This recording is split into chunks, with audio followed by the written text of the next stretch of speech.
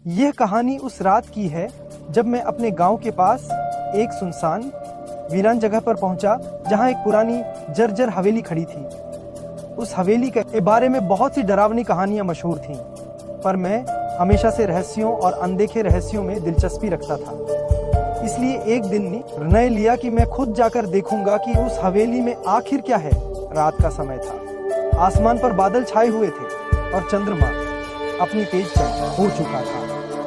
हवेली के सामने खड़े होकर मैंने गहरी सांस ली। चारों ओर सन्नाटा था, केवल मेरे कदमों की आवाज हवेली की दीवारों में गूंज रही थी। जैसे ही मैंने दरवाजा खोला, एक सड़े हुए लकड़ी की खुशबू और पुरानी राख की गंध मेरे नाक तक पहुंची। हवेली के अंदर घुसते ही ठंडी हवा ने आग की तरह गेलपर को कंपा दिया। दीवारों पर अजीबोगरीब चित्र उभर रहे थे, जो जैसे किसी पुराने जादू की कहानी कह रहे हों। मेरी टॉर्च की रोशनी में मैंने अचानक एक कबाड़ के नीचे एक पुराना संदेश देखा। मुझे अंदर एक किताब भी मिली, तो देखकर पता चला कि वह किसी बेहद प्राचीन अनुष्ठान से जुड़ी थी। जैसे जैसे मैं हवेली के अंदर और गहराता गया, फुसफुसाती आवाजें और मंद रोशनी की परछाइयां मुझे अपने आगोश में ले रही थी। अचानक उस संदूक के पास एक खिड़की के बाहर से एक अजीब सी हल्की हंसी की आवाज आई, जैसे कोई अदृश्य मुझसे बातें कर रहा हो।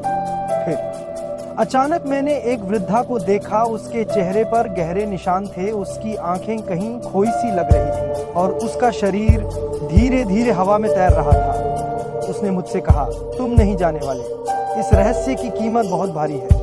उसके शब्दों की गूंज अभी भी मेरे कानों में झांकती। तभी अचानक हवेली के दरवाजे खुद ब खुद बंद हो गए। अंधेरा इतना घना हो गया कि मैं अपने हाथ आगे बढ़ाकर भी नहीं देख पा रहा था।